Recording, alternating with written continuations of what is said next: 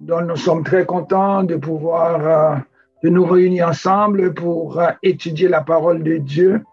Nous allons continuer notre étude dans l'Épître aux Hébreux, chapitre 9, verset 25 au verset 28. Épître aux Hébreux, chapitre 9, le verset 25. Et je lis, « Et ce n'est pas pour s'offrir lui-même plusieurs fois qu'il y est entré, comme le souverain sacrificateur entre chaque année dans le sanctuaire avec du sang étranger. Autrement, il aurait fallu qu'il eût souffert plusieurs fois depuis la création du monde, tandis que maintenant, à la fin des siècles, il apparut une seule fois pour abolir le péché par son sacrifice. Et comme il est réservé aux hommes de mourir une seule fois, après quoi vient le jugement. De même, Christ qui s'est offert une seule fois pour porter les péchés de plusieurs, apparaîtra sans péché une seconde fois à ceux qui l'attendent pour leur salut. Il est réservé aux hommes de mourir une seule fois, après quoi vient le jugement. Alors, le titre de mon message, c'est « Qui a fait la réservation pour les hommes ?» Il est réservé aux hommes de mourir une seule fois, après quoi vient le jugement. Vous savez que on fait beaucoup de réservations dans notre vie, hein? Il y a des réservations qu'on fait et puis des fois on peut annuler notre réservation. Vous savez, avec la pandémie, il y a beaucoup de réservations qui ont été faites et puisque les aéroports, certains aéroports étaient fermés, certaines frontières étaient fermées, et puis on est capable d'annuler ces réservations. On peut même se faire rembourser dans certains cas. Cependant, il paraît que c'est une réservation que l'on ne peut pas annuler. La réservation que Dieu a faite à notre endroit, c'est une réservation qui ne s'annule pas. C'est une réservation qui ne dépend pas de nous. Parce qu'il est dit, il est réservé aux hommes. Ce n'est pas les hommes qui ont réservé cette réservation, c'est une réservation qui leur a été réservée aux hommes de mourir une seule fois, après quoi vient le jugement. Donc, comme je vous dis, il y a une réservation, cette réservation est obligatoire, et quand la date est arrivée, l'homme doit partir. Il ne peut pas décider autrement d'ajourner ou de réserver une autre date. Et vous savez très bien que cette réservation, c'est Dieu qui l'a prise en notre faveur. Et lorsque nous lisons dans le psaume 139, verset 16, la Bible dit que c'est Dieu qui parle dans le psaume 139, verset 16. Il nous dit que quand je n'étais, David qui parlait, il dit, quand je n'étais qu'une masse informe, tes yeux me voyaient. Et sur ton livre, écoutez bien, et sur ton livre étaient tous inscrits les jours qui m'étaient destinés, avant qu'aucun d'eux existât. Sur ton livre étaient tous inscrits les jours. Donc, dans ce livre-là, il y a le jour de notre naissance, il y a aussi la date de la réserve, il y a une date qui est réservée aussi pour notre départ. Sur ton livre étaient tous inscrits les jours qui m'étaient destinés. Donc, cette réservation n'a pas été faite par l'homme, c'est Dieu lui-même qui a pris en charge de faire cette réservation. Et vous savez, tout homme doit vraiment être conscient de sa mortalité. On n'en pense pas souvent, Mais je pense que le virus, cette pandémie nous met en face de notre fragilité. Il nous met en face, ce virus nous met en face de notre mortalité, de notre fragilité, de notre temporalité. Et quand Dieu a dit il est réservé aux hommes de mourir une seule fois, c'est un verdict que Dieu lui-même a donné à l'homme qu'il doit mourir une seule fois. Et dans Genèse chapitre 3, verset 19, il est dit, l'homme, tu es poussière et tu retourneras en poussière. Vous savez très bien que le roi Salomon, lui, a compris. Il était conscient de sa mortalité quand il a dit dans Ecclésiaste chapitre 3, verset 20, Ecclésiaste chapitre 3, verset 20, tout homme va dans un même lieu. Tout a été fait de la poussière et tout retourne à la poussière.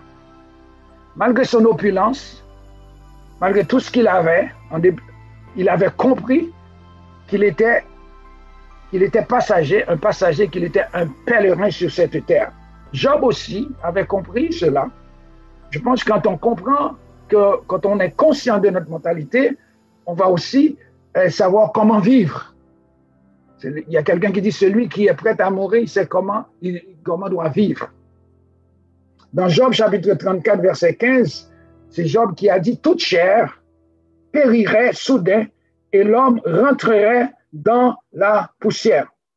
Toute chair périrait soudain et l'homme retournerait dans la poussière. Et David lui-même a dit dans le psaume 144, verset 4, il a dit que l'homme est semblable à un souffle. Ses jours sont comme l'ombre qui passe. Alors, dans le verset 28, qui dit que, dans le verset 27, il est dit, il est réservé aux hommes de mourir une seule fois. Et quand je fais l'analyse même de ce verset, je me suis dit, entre le verset 26 et le verset 27, je ne vois pas de correspondance comme telle.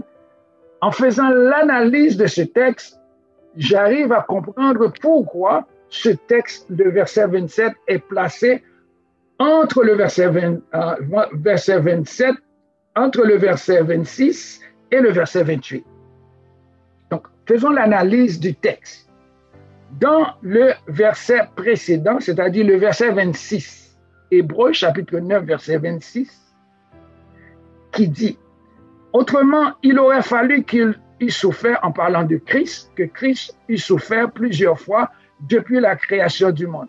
Tandis que maintenant, à la fin des siècles, il apparut une seule fois. Il, mais pour Christ, le pronom personnel, Christ apparut une seule fois pour abolir le péché par son sacrifice. » Là, prenons le temps de faire une pause. Il apparut une seule fois. Et la raison, c'est pour abolir le péché par son sacrifice. Alors je me suis dit, là je comprends la raison d'être du verset 27. Puisque Christ est apparu une seule fois pour abolir le péché par son sacrifice, donc le verset 27 qui nous dit que l'homme est mortel, il est réservé à l'homme de mourir une seule fois, après quoi vient le jugement. Donc, c'est important que Christ soit mis à mort pour que l'homme qui est vivant, l'homme qui est mortel, puisse comprendre et accepter le sacrifice qu'il a fait en sa faveur. Donc, ça veut dire que la question est de dire que qu'en est-il pour ceux qui n'ont jamais entendu parler du Seigneur?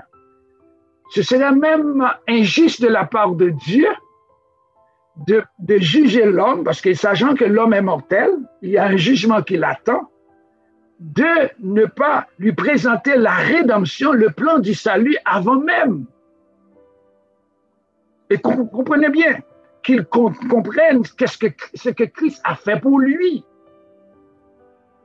C'est très important. Donc, le sacrifice de Jésus-Christ était important pour que l'homme mortel puisse résoudre son problème de sa mortalité avec le sacrifice de Christ. Christ est apparu une seule fois. Alors, l'homme qui est mortel Même si c'est que l'homme de 2000 ans, ou bien l'homme qui vit dans ce siècle-ci, ou même il y a quelques années passées. Donc l'homme mortel, même un 17e, 18e siècle, quoi que ce soit, ils savent très bien que Christ a été crucifié dès la fondation du monde pour leur salut. Donc, quand il a dit, il est apparu une seule fois. Une seule fois, ce n'est pas pour juste l'homme après Golgotha, son sacrifice. Il est apparu une seule fois pour tous les hommes. Pour tous les hommes. Sans quoi il devrait paraître plusieurs fois dans plusieurs siècles. Il est apparu une seule fois et la raison, c'est pour abolir le péché par son sang, par son sacrifice. C'est la raison d'être de son apparition. Aucun homme sur la terre ne peut abolir son péché. Il n'y a que Christ qui peut le faire par son sacrifice. Donc, c'est très important de réaliser cela. Donc, puisque nous réalisons et nous savons que Christ est apparu pour abolir le sacrifice, le péché de l'homme par son sacrifice, maintenant, puisque nous sommes mortels, nous avons un choix à faire. Et voici ce que la Bible dit. Et comme il est réservé aux hommes, à nous, anthropos, aux hommes, de mourir une seule fois, Christ est apparu une seule fois, l'homme doit mourir une seule fois. Très important, c'est la Bible qui le dit, ce n'est pas moi. Christ est apparu une seule fois. L'homme, il est réservé, Dieu réserve à ce que l'homme meure une seule fois, pas plusieurs fois. Il est réservé aux hommes de mourir une seule fois, après quoi vient le jugement. Premièrement, dans ce texte, nous voyons premièrement que la mort n'est pas une finalité en soi. Okay? Pour ceux qui pensent qu'après la mort, il n'y a rien, c'est le néant, non. Après la mort, il y a un jugement. Alors la question de la mortalité de l'âme est une question qui est répondue si l'âme est immortelle. Il y a un jugement pour l'homme. Ce n'est pas le néant après la mort. Christ est apparu une seule fois. L'homme doit mourir une seule fois. OK? Et après quoi vient le jugement. Alors, puisque Dieu a fait la réservation pour l'homme, sachant que l'homme, sans Christ, il va connaître la mort éternelle, donc Dieu a pourvu un sacrifice pour ôter, abolir le péché de l'homme en son Fils Jésus-Christ, parce qu'il sait que l'homme a besoin de ce sauveur. Sans ce sauveur, l'homme, il va mourir éternellement. Et Dieu, connaissant le problème de l'homme, il lui a apporté une solution. Et la solution, c'est dans la mort, c'est avec la mort et la résurrection de notre Seigneur Jésus-Christ. Puisque quand vous lisez le verset 28, vous allez voir, il dit, et de même Christ, vous voyez la comparaison, l'homme doit mourir une seule fois. De même Christ qui s'est offert une seule fois. C'est très important. L'homme doit mourir une seule fois. Ensuite, il dit de même, c'est une comparaison entre la mort de l'homme et la mort de Christ. L'homme doit mourir. Christ, Dieu, a pourvu, a donné son Fils pour que l'homme puisse résoudre le problème de sa mortalité. Et Christ est apparu une seule fois. Christ s'est offert une seule fois, selon le verset 28, pour porter les péchés de plusieurs. Très important.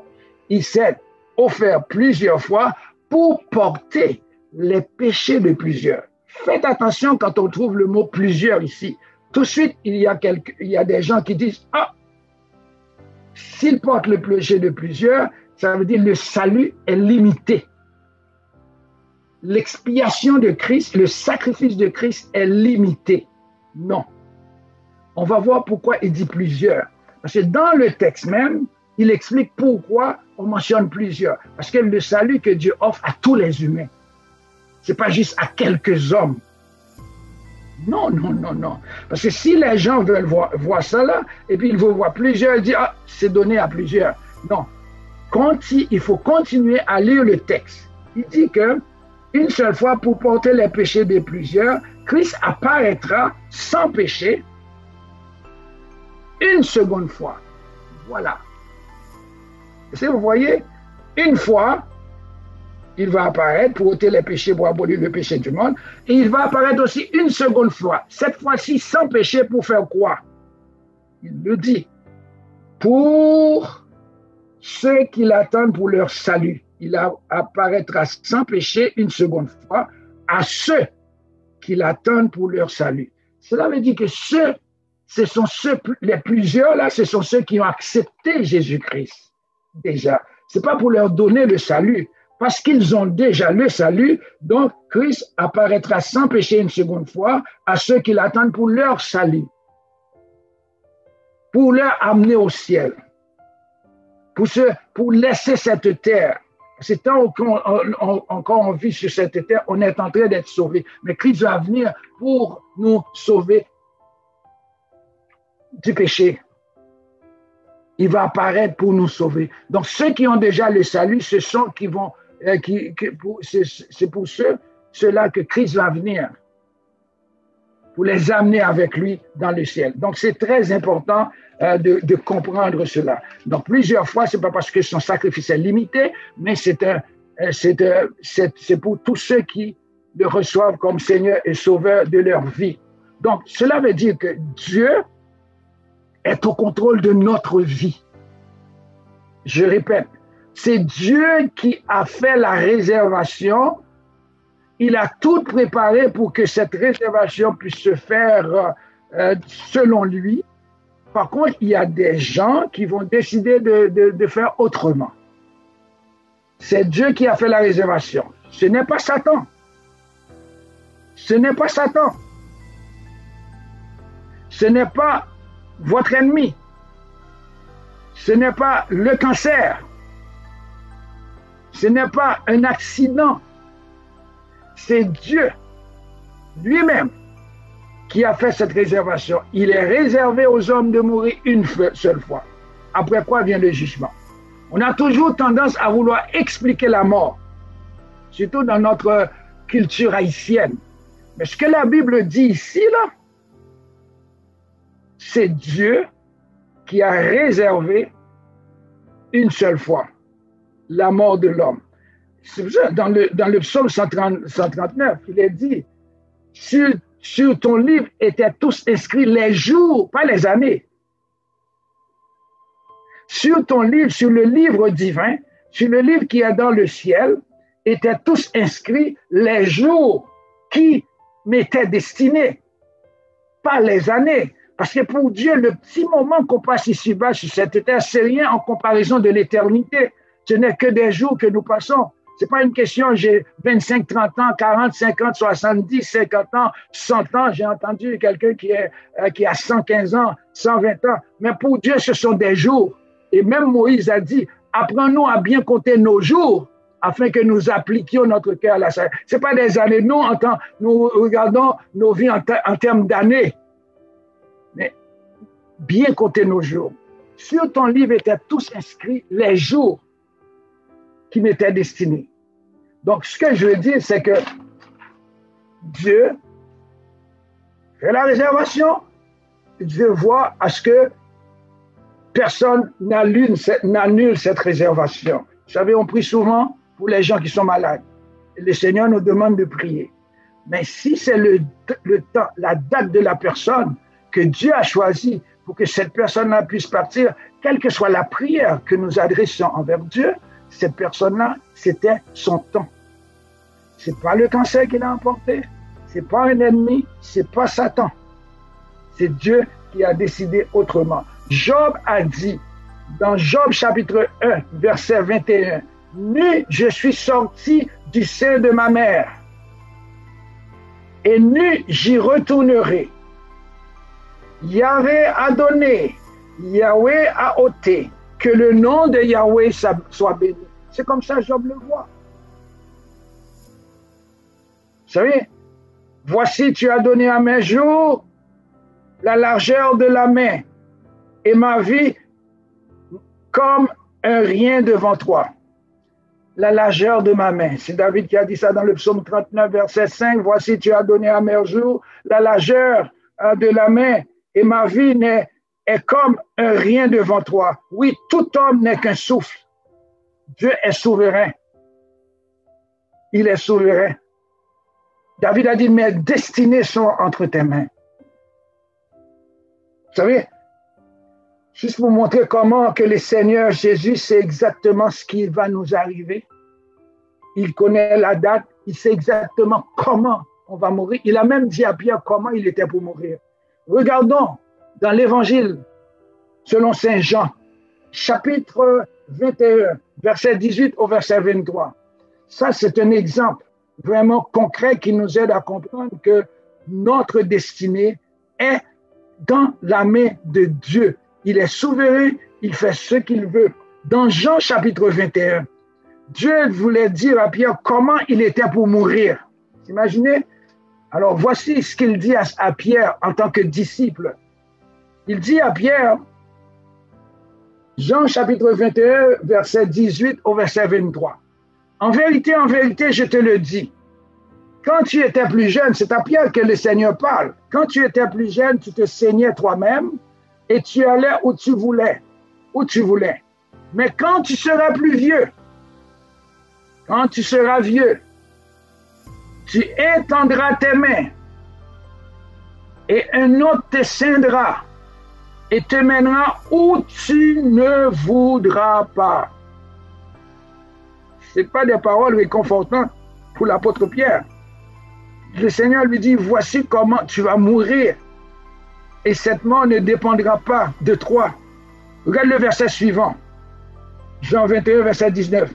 Il dit cela pour indiquer par quelle mort Pierre glorifierait Dieu.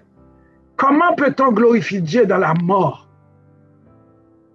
Mais le Seigneur dit, Pierre, ta mort va me glorifier. Verset 19. Jésus dit cela pour indiquer par quelle mort Pierre glorifierait Dieu. Et ayant ainsi parlé, il lui dit, suis-moi. Vous savez que Pierre est mort, crucifié. On voulait le crucifier comme Jésus-Christ. Il a dit, je ne suis pas digne d'être crucifié comme mon maître. Donc, il a été crucifié à l'envers. Mais il a été crucifié comme ça. Pierre est mort crucifié. Comme on dit, upside down, à l'envers. Le Seigneur lui dit, voici comment tu vas mourir, Pierre. Mais il dit, Pierre, suis-moi. Mais Pierre, c'est un homme.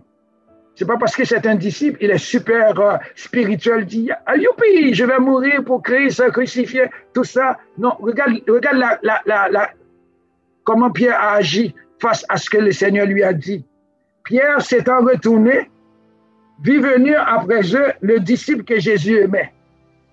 Celui qui, pendant le souper, s'était penché sur la poitrine de Jésus et avait dit, Seigneur, qui est celui qui te livre? Le disciple que Jésus aimait, c'est Jean. Regarde Pierre.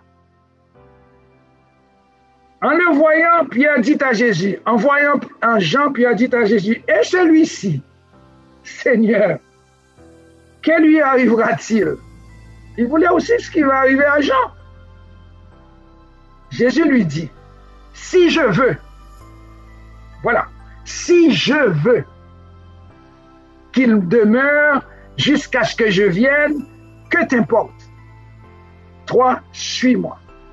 Est-ce que vous réalisez? Si je veux. C'est une question de vouloir. Et cette volonté ne vient que de Dieu. Si je veux qu'il demeure jusqu'à ce que je vienne, que t'importe? Toi, suis-moi. Parce que Pierre voit déjà sa vie là, ça va être vraiment terrible. Il aimerait savoir ce qui va arriver avec son ami Pierre, son ami Jean. Verset 23. Là-dessus, le bruit courut parmi les frères que ce disciple ne mourrait point. Cependant, Jésus n'avait pas dit à Pierre qu'il ne mourrait point. Mais si je veux qu'il demeure jusqu'à ce que je vienne, que t'importe. Vous savez, c'est lui, le disciple que Jésus aimait, c'est Jean. Jean est le disciple qui a vécu le plus longtemps. Tous les autres disciples sont morts avant l'apôtre Jean. Donc, il a vécu longtemps. Et non seulement ça, c'est lui qui a écrit le livre de l'Apocalypse. Donc, c'est Dieu. Le Seigneur dit, si je veux. Il y a un missionnaire qui est dans un pays qui était très, très difficile, hostile aux missionnaires. On lui dit, t'as pas peur? Il dit, tant aussi longtemps le Seigneur a un travail pour moi, je ne peux pas mourir. C'est ça qu'il a répondu aux gens. Il dit, mais tu vas travailler dans un pays où on est hostile aux chrétiens. Il dit, tant et aussi longtemps que le Seigneur a un travail, un ministère pour moi, non. Je ne veux pas mourir. Regarde bien. Donc, c'est le Seigneur qui décide de votre vie, de votre départ. La réservation est déjà faite. Il ne nous donne pas la date. Vous savez, sur chaque billet d'avion, il y a une date de départ. Mais le Seigneur ne nous donne pas sa date. La date de la réservation pour chaque homme est dans son livre. La date de naissance et la date de départ. On aurait bien allé faire un petit tour, voir c'est quand la date. Ça pourrait peut-être arranger bien des choses, mais la date n'a pas été donnée. Dans Apocalypse chapitre 6, verset 11, Apocalypse chapitre 6, verset 11, ça nous montre aussi comment c'est Dieu qui décide de la mort ou de la vie de quelqu'un. OK? Voici ce que ça dit. Apocalypse chapitre 6, verset 11, une robe fut donnée à chacun d'eux et il leur fut dit de se tenir en repos quelque temps encore jusqu'à ce que fût complet le nombre de leurs compagnons de service et de leurs frères qui devaient être mis à mort comme eux. Qui devaient être mis à mort comme eux. Dieu a permis qu'on mette à mort ces gens-là. C'est Dieu qui a permis cela. Donc, ce n'est pas les gens, on ne peut pas dire que ce sont des gens qui sont méchants, ils sont tout ça, mais même malgré leur méchanceté, si Dieu n'avait pas voulu, l'homme ne pouvait rien faire. Qu'est-ce que l'homme, comme tu as dit, ce n'est qu'un souffle. Et puis c'est terminé. Alors, c'est juste pour vous dire que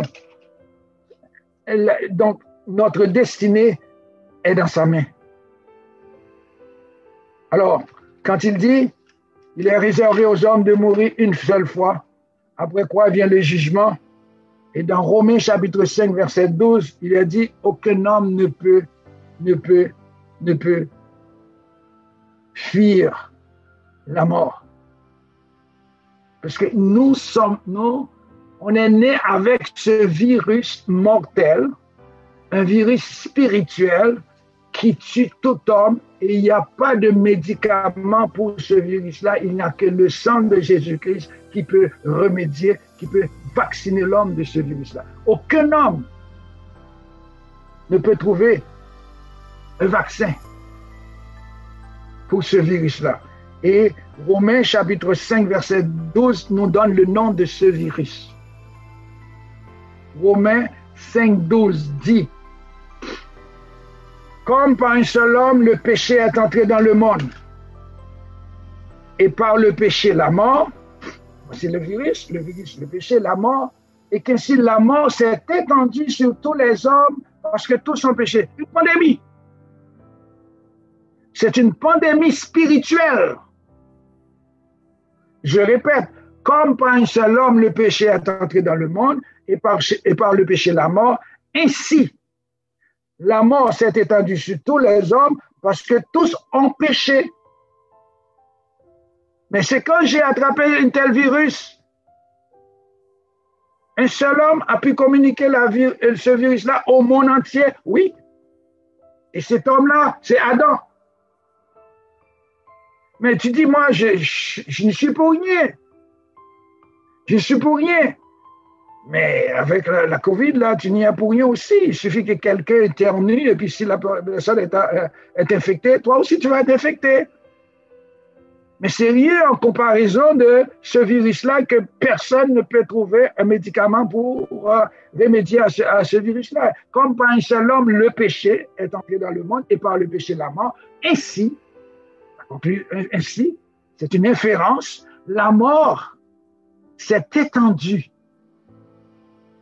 sur tous les hommes, la vraie pandémie, parce que tous ont péché. Une pandémie. Pan qui signifie partout. Pandémie. Ce n'est pas une épidémie, c'est une pandémie. Il est partout. Partout. Connaissez-vous un endroit où il n'y a pas quelqu'un qui connaît la mort, quel que soit des îles paradisiaques, quel que soit le pays le plus pauvre? On entend souvent des gens mourir dans ce coin-là. Quel que soit ce que l'homme fait, quelle que soit son appartenance politique, religieuse et socio-économique, la mort s'est étendue sur tous les hommes. Est-ce que vous êtes un homme? Si je suis un homme et que la mort s'est étendue sur les hommes, donc je vais mourir. Dans Romains chapitre 5, verset 17 au verset 18, il est dit, si par l'offense d'un seul la mort a régné, par l'offense d'un seul la mort a régné, par lui seul, à plus forte raison, ceux qui reçoivent l'abondance de la grâce, en parlant de Jésus-Christ, et du don de la justice, rayeront dans la vie par Jésus-Christ. Ainsi donc, comme par une seule offense, la condamnation a atteint tous les hommes, de même par un seul acte de justice, la justification qui donne la vie s'étend à tous les hommes. 1 Corinthiens chapitre 15, verset 22 dit, et comme tous meurent en Adam, voilà, tous meurent en Adam, de même tous revivront en Christ. Comme tous meurent en Adam, de même tous revivront en Christ. Donc voilà la raison pour laquelle Dieu a envoyé son Fils pour abolir le péché de l'homme par son sacrifice. Et Jésus lui-même a dit la même chose dans Jean chapitre 11, verset 25 au verset 26. Il a dit à Marthe, dont le frère Lazare était mort, il lui a dit, je suis la résurrection et la vie, pas la mort. Parce que quand vous acceptez Christ, vous avez la vie. Je suis la résurrection et la vie. Et celui qui croit en moi vivra, quand même il serait mort. Celui qui croit en moi vivra, quand même il serait mort. Ensuite, il a ajouté dans le verset 26, quiconque vit et croit en moi ne mourra jamais. Mais vous vous dites, mais pourquoi les hommes meurent? Mais physiquement, oui, mais spirituellement, notre âme, celui qui accepte Jésus-Christ comme son sauveur personnel, son âme est avec le Seigneur Jésus-Christ. Il n'y a pas de condamnation, pas de jugement pour cette personne-là, puisqu'il dit, quiconque vit et croit en moi ne mourra jamais. Il ne parle pas de la mort physique, là. La mort physique, tout homme va connaître la mort physique, parce que l'homme, tu es poussière, tu retourneras dans la poussière. C'est un verdict que tu as donné à l'homme. Mais par contre, en parlant de la mort spirituelle, l'homme, le sang de Christ nous purifie. Quiconque vit et croit de tout péché, quiconque vit et croit en Jésus ne mourra jamais. Et puis, le Seigneur Jésus a dit à Marthe, crois-tu cela? Crois-tu cela? Je pense que c'est la même question que le Seigneur Jésus nous pose. Hein? Crois-tu cela? Crois-tu cela? Et regarde la réponse de Marthe. Et c'est la bonne réponse. Ça, c'est une réponse qui remédie à la question de la mort.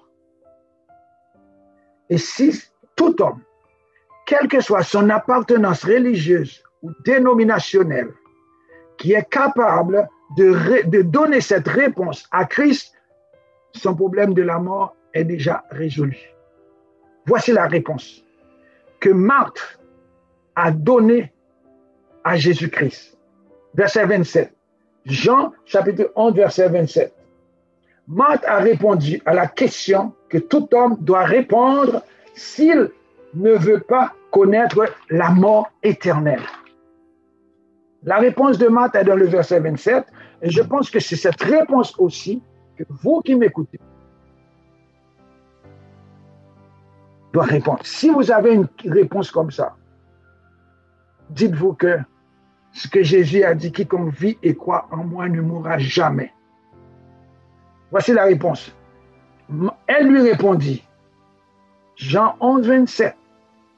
Prenez le temps de voir la réponse et d'écouter la réponse. Oui, Seigneur, je crois que tu es le Christ, le Fils de Dieu, qui devait venir dans le monde. C'est tout. C'est ça le salut.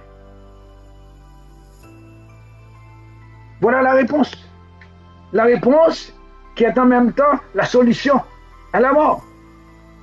Le Seigneur Jésus ne lui a pas dit, ah non, tu as une mauvaise réponse. Quiconque vit et croit en moi, il faut vivre, hein? Ce n'est pas après la mort qu'on va avoir le salut, ça n'existe pas. Quiconque vit et croit en moi. Cela veut dire que Marthe, elle vivait, elle était en vie, elle a dit, oui Seigneur, je crois que tu es le Christ, le Fils de Dieu, qui devait venir dans ce monde. C'est tout. C'est tout. Ce n'est pas une réponse inventée par Marthe.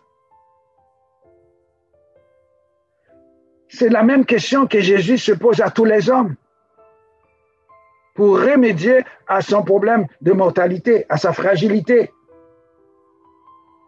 Jésus lui-même a dit aux mortels, Jean chapitre 5, verset 24, très important. Jean chapitre 5, verset 24. En vérité, je vous le dis, celui qui écoute ma parole et qui croit à celui qui m'a envoyé à la vie éternelle et ne vient point en jugement. Voilà, c'est pour ça que la Bible dit, il n'y a point de condamnation pour ceux qui sont en Jésus-Christ. Jésus lui dit, l'a dit ici, là. Et ne vient point en jugement. Celui qui écoute ma parole et qui croit à celui qui m'a envoyé à la vie éternelle et ne vient point en jugement. Mais vous vous dites, mais pourquoi dans Hébreux, chapitre 9, verset 27, il est dit, il est réservé aux hommes de mourir une seule fois, après quoi vient le jugement. Mais pour les hommes qui n'acceptent pas Jésus-Christ comme leur sauveur personnel, pour que leur péché soit aboli. Mais pour ceux qui écoutent la parole, d'abord écoutez la parole, et pour ceux qui croient à celui en Dieu qui l'a envoyé, la Bible dit, cette personne-là a la vie éternelle, il ne viendra point en jugement. Il n'y a pas de jugement pour cette personne-là. Okay? Elle ne vient point en jugement, mais cette personne-là est passée, voilà le salut, voilà le salut, le salut. Cette personne-là est passée de la mort à la vie. Cette personne-là est passée de la mort à la vie. Pour passer de la mort à la vie, ce n'est pas se présenter à l'église, ce n'est pas faire des œuvres, okay? Ce n'est pas prier, ce n'est pas étudier la Bible, ce n'est pas se comporter d'une façon, ce n'est pas s'habiller d'une façon. Pour passer, vous êtes mort spirituellement, comment vous pouvez par vos actions faire un changement? Une personne qui est morte, il est mort, elle est morte, elle ne peut rien faire. La seule chose, c'est d'accepter Jésus-Christ comme son sauveur personnel. On dit qu'il est passé de la mort à la vie. Il est passé de la mort à la vie. Celui qui écoute ma parole et celui qui croit à celui qui m'a envoyé à la vie éternelle, et il est passé de la mort à la vie. Jean chapitre 10, verset 28, Jésus a dit, je leur donne la vie éternelle et elles ne périront jamais. Et personne ne les ravira de ma main. Je leur donne la vie éternelle. Elles ne périront jamais et personne ne les ravira de ma main. Jean 6, 39, Jésus a dit que c'est la volonté de son Père, okay, que ceux et celles qui écoutent la parole et qui croient en lui soient sauvés. Écoutez la parole et croient en lui. Mais vous vous dites, qu'en est-il pour les anciens, ceux qui n'ont pas connu Jésus dans l'Ancien Testament? Mais je dois vous dire que la Bible nous dit c'est faux.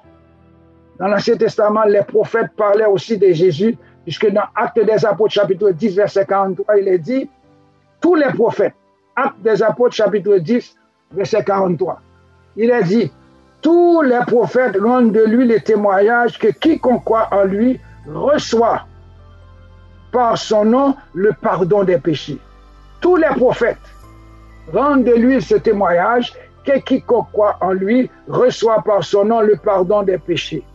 Quiconque croit en lui reçoit par son nom le pardon des péchés. Les prophètes ont prêché Christ et Christ crucifié. Parce qu'il n'y a pas d'autre moyen que l'homme peut arriver à vraiment plaire à Dieu que par Jésus-Christ et Jésus-Christ seul. Il dit, celui-ci est mon fils bien-aimé en qui j'ai mis toute mon affection. Écoutez-le, il n'y a que Jésus-Christ et Jésus-Christ seul qui peut faire la différence. Par contre, regarde bien ce qu'il a dit, parce qu'il y a toujours des questions qui se posent. Et qu'est-ce qui va arriver avec ceux qui n'ont pas obéi aux 10 commandements? Il faut obéir aux 10 commandements. J'entends souvent des choses comme ça. Je dis que l'homme, les 10 commandements, c'est un pédagogue et tuteur qui nous amène à Christ. Donc, ça veut dire qu'il faut quand même qu'on suive le Seigneur Jésus-Christ.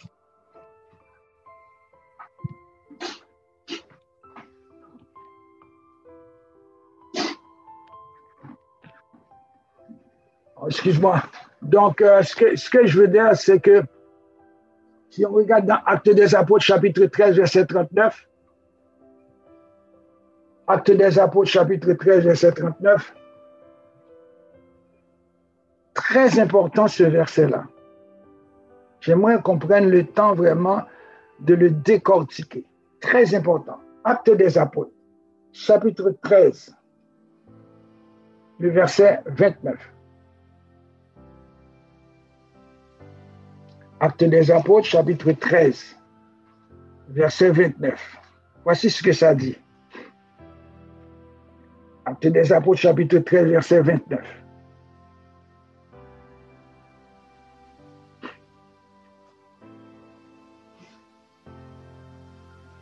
Actes des Apôtres, chapitre 13, verset 39, excuse-moi.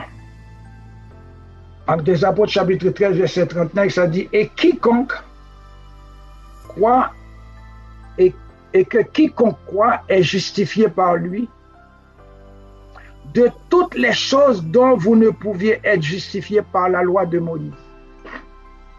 Je répète, la loi ne justifie pas l'homme.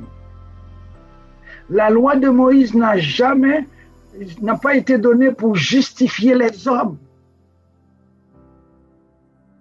Et quiconque croit est justifié par Jésus. De toutes les choses dont vous ne pouviez être justifié par la loi de Moïse. Ça veut dire, en acceptant Jésus-Christ comme notre sauveur personnel, nous accomplissons la loi aussi. Parce que c'est Jésus qui a accompli la loi. Et il dit, et quiconque croit est justifié par Jésus. Ce n'est pas la loi qui justifie l'homme. De toutes les choses dont vous ne pouvez être justifié par la loi de Moïse. Donc cela veut dire que même lorsque nous acceptons Jésus-Christ comme notre sauveur personnel, nous accomplissons en Jésus-Christ la loi. Nous accomplissons la loi. La loi, elle est parfaite, elle est donnée par Dieu, et c'est Dieu qui nous demande aussi d'obéir. Mais en acceptant l'obéissance, ce n'est pas en obéissant à la loi, c'est en acceptant Jésus-Christ comme notre sauveur personnel. Alors, ce que j'aimerais vous dire ce matin, c'est la Bible dit, il est réservé aux hommes, à toi et à moi, de mourir une seule fois. Pas 2 fois. Tant pis pour les gens qui croient à la réincarnation. Vous savez, la réincarnation, réincarner, incarner, entrer encore dans la chair pour revivre. Il y a un cycle que l'homme, parce que l'homme doit faire, réincarner, mourir, réincarner jusqu'à ce qu'il puisse atteindre ce qu'on appelle le nirvana. Mais ici, la Bible dit non, ça n'existe pas. La mort, c'est une fois. Christ aussi est mort une fois. C'est là qu'on fait la comparaison. Et que c'était lui, il est ressuscité. Ça veut dire que quand on prie, on n'a pas besoin de dire le Seigneur Jésus, baigne-moi dans ton sang. Le sang de Christ est déjà versé une seule fois et Jésus ne reviendra plus pour être encore crucifié sur la croix. Il l'a dit dans le verset 28. De même, Christ qui s'est offert une seule fois pour porter les péchés de plusieurs, apparaîtra sans péché une seconde fois. Ah, c'est là le mot plusieurs trouve sa signification. Une seule fois, c'est pour tout le monde. Car Dieu a tellement aimé le monde qu'il a donné son Fils unique afin que quiconque croit en lui ne périsse point, mais qu'il ait la vie éternelle. Ça, c'est pour tout le monde, une seule fois. Mais la deuxième fois, ce n'est pas pour tout le monde. La deuxième fois, c'est pour ceux qui ont accepté le sacrifice qu'il a fait sur la croix du Calvaire. Pour ceux qui ont accepté Jésus, celui qui a le Fils a la vie, celui qui n'a pas le Fils n'a pas la vie, mais la colère de Dieu demeure sur lui. Donc, il apparaîtra sans péché, une seconde fois, à ceux qui l'attendent pour leur salut. Ceux qui avaient déjà le salut, Christ va venir les chercher. Oui, ce n'est pas à ceux qui attendent pour les sauver, là. Non, c'est parce qu'ils sont sauvés. Dieu, parce qu'ils ont déjà le salut, Jésus-Christ va revenir pour chercher les siens. Comme il a dit dans Jean, chapitre 14, verset 2 au verset 3, que votre cœur ne se trouble plus, croyez en Dieu et croyez en moi. Il y a plusieurs demeures dans la maison de mon Père, et si cela n'était pas, je vous l'aurais dit, je vais vous préparer une place. Et lorsque je m'en serai allé, que je vous aurai préparé cette place, je reviendrai. Je vous prendrai avec moi. C'est ça que Dieu fera. Il parle de son retour. Le retour pour leur salut, c'est-à-dire pour ceux qui ont déjà Jésus-Christ. Donc, la question que Dieu a posée à Marthe, et c'est cette question-là qu'il vous a posée ce matin. Quiconque vit et croit en moi ne mourra jamais. Crois-tu cela? Oui, je crois que tu es le Christ, le Fils de Dieu. Et vous savez, la mort n'a plus de pouvoir sur ceux qui connaissent le Seigneur Jésus-Christ.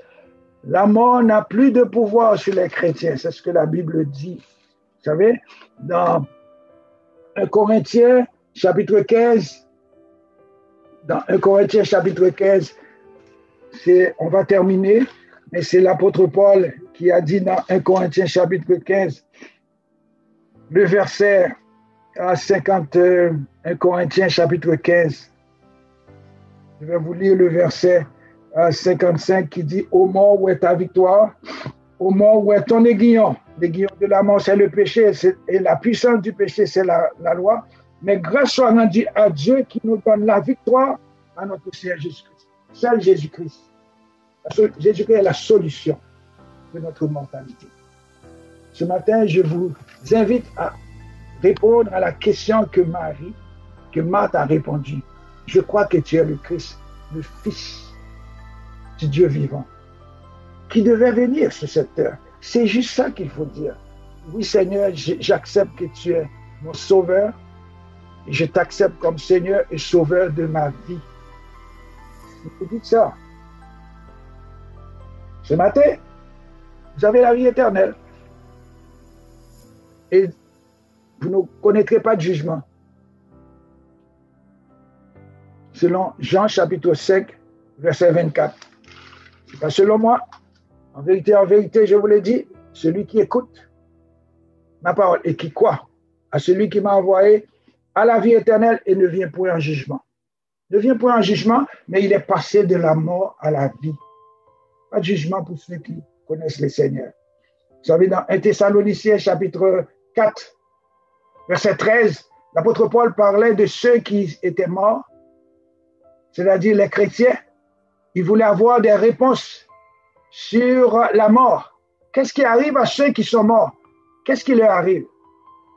Et voici ce que l'apôtre Paul dit dans 1 Thessaloniciens, chapitre 4, verset 13. Nous ne voulons pas, frères, que vous soyez dans l'ignorance au sujet de ceux qui dorment, afin que vous ne vous affligiez point comme ceux qui n'ont point d'espérance. Au sujet de ceux qui dorment, donc les chrétiens ne font que dormir, afin que vous ne vous affligiez pas comme les autres qui n'ont point d'espérance. Car si nous croyons que Jésus-Christ est mort, et si nous croyons qu'il est ressuscité, croyons aussi que Dieu ramènera par Jésus avec lui ceux qui sont morts. La question, c'est justement, si nous croyons que Jésus-Christ est mort, et si nous croyons qu'il est ressuscité, croyons aussi que Dieu ramènera avec lui tous ceux qui croient en lui. Donc ce matin, je vous invite à dire, oui Seigneur, je crois que tu es le Christ, le Fils de Dieu qui devait venir. Je t'accepte dans ma vie comme Seigneur et Sauveur personnel. Que le Seigneur vous bénisse.